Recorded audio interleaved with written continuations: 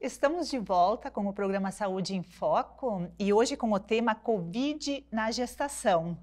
E para falar deste tema, nós temos duas grandes autoridades no assunto, que é o professor Alexandre Schwarzbold, que se tornou mais conhecido ainda com a Covid, com esse período de pandemia, Então, ele é médico infectologista, chefe da unidade de pesquisa clínica da Universidade Federal aqui de Santa Maria.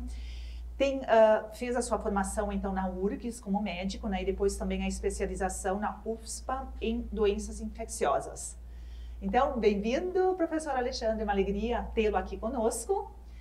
Prazer é meu. E também o nosso médico Eduardo Yamada, hoje é nosso aluno aqui no mestrado em Saúde Materna e Infantil. Ele é médico anestesiologista, se formou então na Unicamp e com especialização então em anestesiologia na Universidade Federal do Amazonas. Obrigado é isso, então. pelo convite. Também bem-vindo. E a gente poderia dizer assim, a pandemia aos poucos vai nos deixando, mas ela segue trazendo preocupações, principalmente para nós profissionais que somos da área da saúde, e algumas coisas ainda voltam, ou principalmente essa preocupação também com as gestantes. Então, a primeira pergunta seria essa, professor Alexandre, para o senhor. Depois desse período longo de pandemia e hoje com essa pequena sensação já de normalidade, existe algum risco dessa pandemia voltar? Ou como é que a gente poderia... O que o senhor poderia nos dizer sobre isso? Em primeiro lugar, descrever o prazer de estar aqui consigo, professora Dirce, o prazer de estar aqui compartilhando com o Eduardo, meu colega e anestesista lá conosco no hospital universitário. A gente sempre brincava desde 2020, no início da epidemia, que dificilmente a gente teria no mundo uma bola de cristal de previsão do final da pandemia, ou seja, o prazo exato que aconteceria, assim como mesmo o desfecho, as complicações possíveis que viriam depois, se isso aconteceria de modo súbito ou não, essa parada. A nossa ideia é que este é um vírus que veio para ficar, e assim como vários outros vírus respiratórios. Mas o vírus que vem para ficar, como todos os vírus respiratórios, eles vêm numa forma adaptativa aos nossos hospedeiros, às pessoas, indivíduos, de modo que neste momento da pandemia, e a gente já está discutindo com os organismos internacionais, a Organização Mundial de Saúde já discute até o conceito de fim de uma pandemia nesse momento, uma vez que o vírus passa a ser o que a gente chama de endêmico, ele está circulando entre nós e ele vai variar ondas diferentes, de pequenos picos ou maiores picos, de número de casos. E neste momento parece que a gente ruma para uma endemia convivendo com o vírus. Mas o foco central, que eu acho que é importante muito na sua pergunta, é que a gente tem que realmente focar, enquanto políticas públicas de saúde, seja no nível municipal ou no nível mais amplo, nacional, por exemplo, nas populações mais vulneráveis. Uma vez que é um vírus que veio para ficar, existem grupos sociais e grupos clínicos, eu diria assim, que têm um risco muito maior na exposição. E isso vale para outros vírus respiratórios, como o H1N1, com o vírus influenza. Nós vamos discutir um pouco alguma dessas populações hoje, mas eu acho que este é o momento de a gente pensar e focar. As campanhas de vacinação devem se manter voltadas para essas populações. A gente pode falar mais delas, inclusive. E principalmente essa preocupação com as gestantes, que é o tema de hoje, a questão da gestação. Perfeito. E aí nós temos o Eduardo, que está concluindo agora o seu mestrado, já em abril, com o tema, justamente com esse foco, então, da gestante. Você poderia falar um pouquinho, Eduardo, assim, a gestante que recebeu a vacina ou aquela que não recebeu a vacina, quais são as implicações? A gestante que ela está vacinada, ela tem um grau de proteção maior. Por quê? Porque o vírus ele vai se direcionar aos produtos que a vacina produz. Do contrário, quando a gestante está não vacinada, ela pode vir para um quadro de pneumonia grave, que vai piorar as condições dela durante a gestação. Então, durante a gestação, ela já tem um consumo maior de oxigênio, O que o vírus pode fazer uma pneumonia com, entre aspas, um machucado no pulmão, que vai impedir que ela receba oxigênio do ar, ou então até, por exemplo, em ventilação mecânica, que nós temos 100% de fornecimento de oxigênio, esse oxigênio não vai ser utilizado, Então vai implicar em piora nela e no recém-nascido dela, né, no nenê dela. Tá? Porque o que a gente tem visto muito essa preocupação, né, da mãe, da gestante, faço, não faço, e você teve inúmeros casos ali que você constatou pela tua pesquisa, inúmeros casos e graves de gestantes que não tinham ainda recebido ou não quiseram, enfim. E aí que eu queria lhe perguntar, professor Alexandre, quais são as vacinas que nós temos disponíveis hoje? O que pode efetivamente uma vacina causar na gestante? Por que esse temor que paira ainda, enfim? Perfeito, essa é uma questão muito importante. Então, quando falávamos de algumas populações que são vulneráveis, que a gente deve ter o foco como política pública, uma dessas populações é das gestantes. As mulheres que, ao engravidar, o Eduardo lembrava bem, isso vale para outras situações clínicas.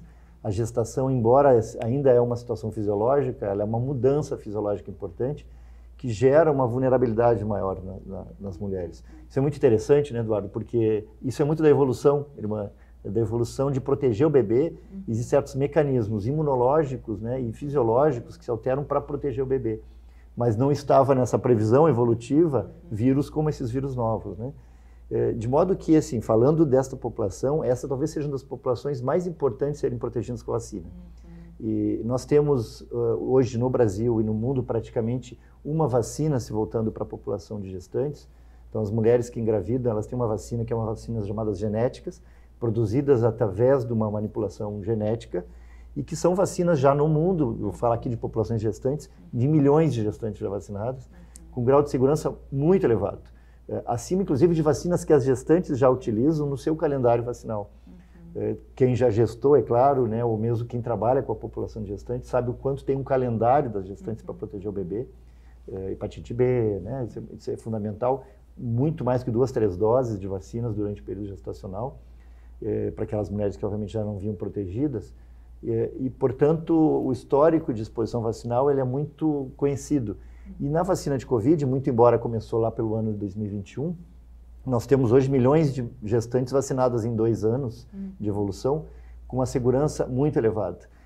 E eu tenho toda a certeza e digamos assim, a tranquilidade de dizer isso para toda a população, que o risco da mulher exposta na gestação à vacina é muito menor do que o benefício que ela vai ter se protegendo. O risco de não se proteger do vírus da Covid é muito maior, o risco é muito maior com o vírus da gestante ficar adoecer e eventualmente ter complicações mais graves do que pelo risco da vacina. Isso é muito importante. Então, as vacinas genéticas, a vacina da Pfizer, que é uma das indústrias que produziram, que tem no Brasil, é a vacina disponível no programa brasileiro para as gestantes. Mas precisamos dizer assim, no Brasil, a Organização Mundial de Saúde, claro, aceita a vacina da Pfizer como a única, porque é um programa nacional, mas existem mais de 6 vacinas para gestantes no mundo. E outros países do mundo utilizam outras, inclusive a vacina de Oxford, a vacina da AstraZeneca. Portanto, existem 6 vacinas no mundo sendo utilizadas em gestantes com segurança. De modo que aquela usada no Brasil também é muito segura. Então, a orientação é que toda gestante faça vacina. Sempre. Deve fazer. E mesmo na sequência agora e tal. Perfeito, mesmo na bivalente, que é a nova vacina utilizada no programa. Mas aí tem uma outra questão, eu penso que os nossos profissionais nem sempre estão devidamente também sensibilizados para orientar gestantes que vêm numa unidade, enfim. Então é um assunto que eu entendo que ele precisa ser muito mais discutido, né? Perfeito. Daqui para frente. E aí eu já faria essa pergunta agora para o Eduardo. Como tudo isso também impactou nos serviços? Como é que você percebeu isso atuando diretamente? Eu sei que você teve ali uma atuação direta como anestesista. Como é que você viu isso e vê isso? Por exemplo, no hospital universitário, nós tivemos que adaptar uma área, né, para poder atender essas gestantes com Covid, porque elas precisavam ficar isoladas. Né? E como nós temos 2 salas de cesárea só, né, uma principal e outra que pode ser utilizada no bloco, numa emergência, né, essa sala ela teve que ser adaptada também. Tá? Então, em vários serviços do mundo inteiro, eles tiveram que se adaptar para conseguir isolar algumas áreas para essas pacientes.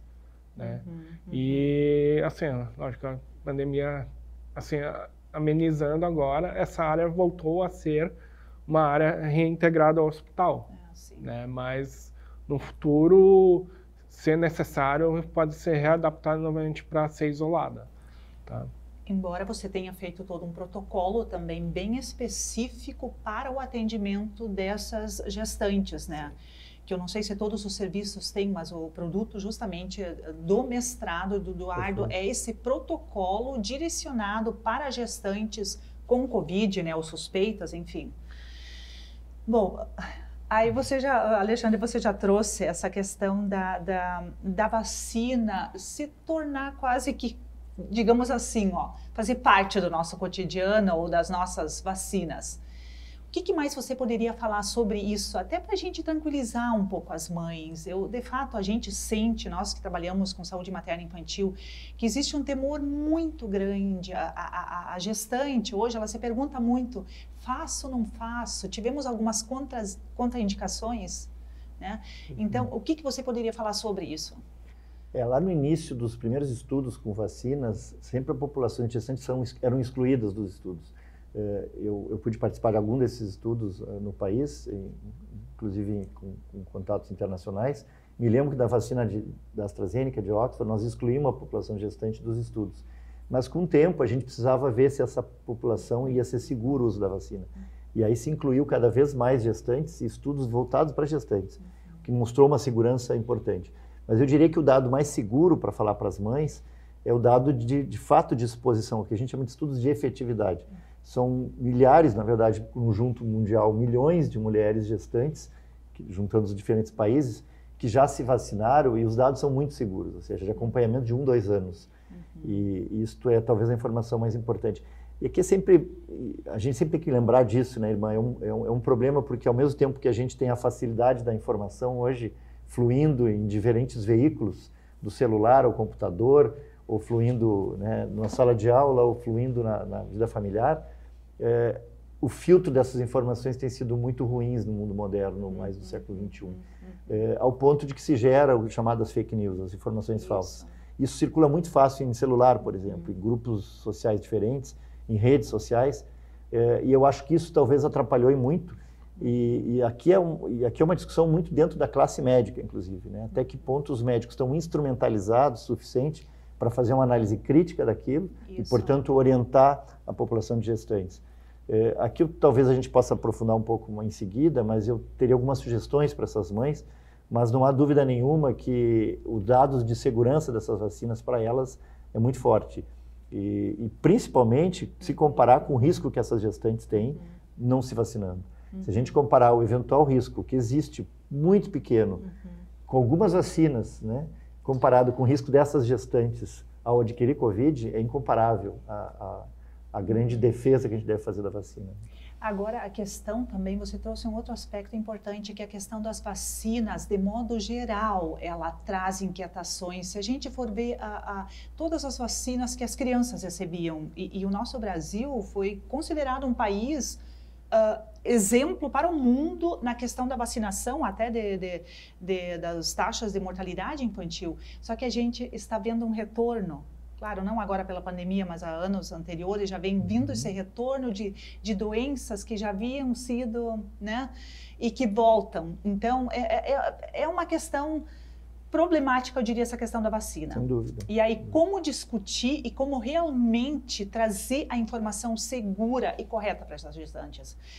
Eduardo, uma outra pergunta para você. Você viu algum caso de alguma gestante que fez vacina, ou enfim, casos graves lá na tua vivência, na tua experiência profissional? Sim, nós tivemos 4 óbitos de gestantes, né, mas todas não vacinadas, tá?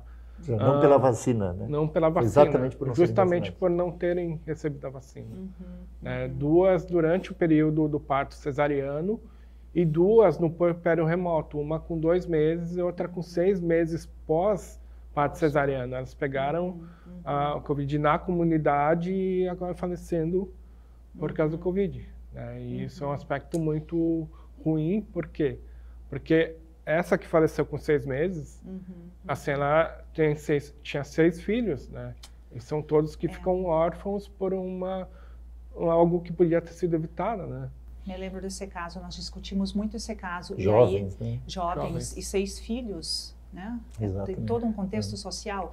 Mas aí a gente pensa também, não é só a gestante, é questão também do puerpério, né? Se a gente for pensar em uma outra discussão. Perfeito, né? perfeito. Mas a gente já está quase se encaminhando para o final. O que a gente poderia deixar de mensagem para as gestantes de hoje, as que pensam em engravidar, considerando esse contexto da Covid hoje, né? Que ainda temos casos, né, entre nós, enfim. Mas, Alexandre, o que você, concretamente, o que a gente poderia falar para as pessoas que hoje nos assistem aqui, principalmente as gestantes? É muito importante, eu frisaria um aspecto de defender a vacina como elemento mais protetor, mais protetivo para as gestantes. Uma gestante que não vacina, ela tem 8 vezes mais chance do que quem não vacina. A mulher que não vacina tem 8 vezes mais chance de agravar o Covid e eventualmente de morte do que a pessoa e a gestante que vacina. E mesmo aquela que não vacina e adquira o vírus Covid, ou mesmo vacinando e adquire, a gente sabe que adquire o vírus, vai ter um quadro mais leve, mas não vacinada, possivelmente vai ter complicações, a senhora lembrou muito bem do puerpério, da chamada Covid longa. Uma gestante com Covid longa vai ter um puerpério muito pior para cuidar do seu bebê do que alguém que não teve Covid ou teve uma Covid leve. Portanto, vacinar protege. Aonde elas devem saber a informação, se isso é seguro, apenas não para ouvir o doutor Alexandre e o doutor Eduardo. Siga o Ministério da Saúde, siga orientações do Ministério da Saúde, que são avaliadas por diversos pares. Siga a Sociedade de Ginecologia e Obstetrícia, chamada FEBRASGO, né? Tem documentos muito claros disso. Siga a Sociedade Brasileira de Imunização. Tem documentos que são públicos e que são emitidos para a população e que estão muito alinhados com o Ministério da Saúde, muito alinhados com países, eu diria, que já trabalham essa questão da vacina há muitos anos, alinhados com a Organização Mundial de Saúde.